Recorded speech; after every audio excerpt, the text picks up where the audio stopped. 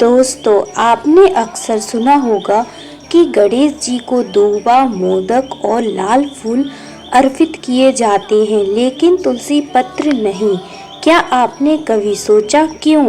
आज मैं आपको एक ऐसी पुरानी कथा सुनाने जा रही हूँ जो ब्रह्मा वैवर्त पुराण में मिलती है। कथा सुनकर आप भी कहेंगे, सच में भगवान के नियम कितने अद्भुत हैं। कथा की शुरुआत होती है बहुत समय पहले। तुलसी माता गंगा तट पर तपस्या कर रही थीं। उनका एक ही संकल्प था, मुझे एक श्रेष्ठ पति प्राप्त हो।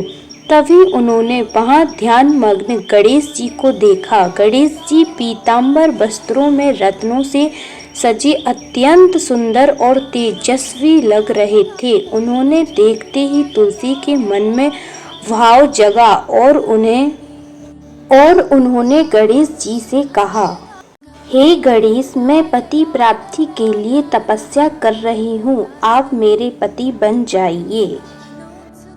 गणेश जी ने मधुर स्वर में उत्तर दिया, हे माता, यह असंभव नहीं है।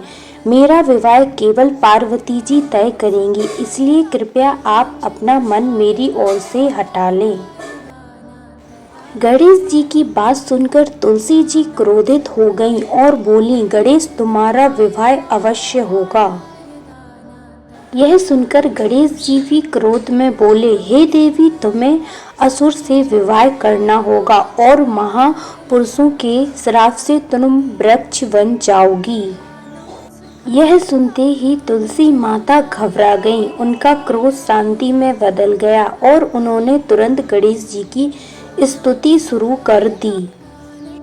तुलसी माता की भक्ति से प्रसन्न होकर गणेश जी ने कहा, हे देवी, अंत में तुम भगवान नारायण की प्रिय बनोगी। सभी देवता तुम्हें मान देंगे, लेकिन श्री कृष्ण के लिए तुम विशेष प्रिय रहोगी।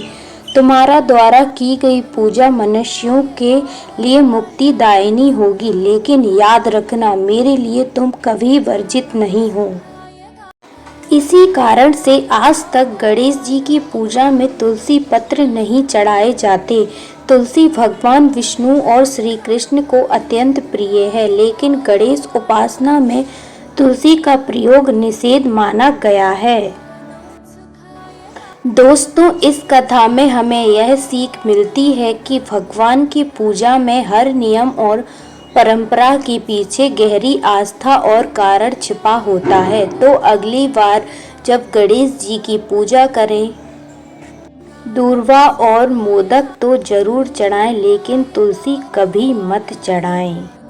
अगर आपको यह कथा अच्छी लगी हो तो वीडियो को लाइक करें, कमेंट में जय गणेश लिखें और चैनल को सब्सक्राइब करें ताकि ऐसी और भी भक्ति कथाएं आप तक पहुंचती रहें। गणपति बप्पा मोरया।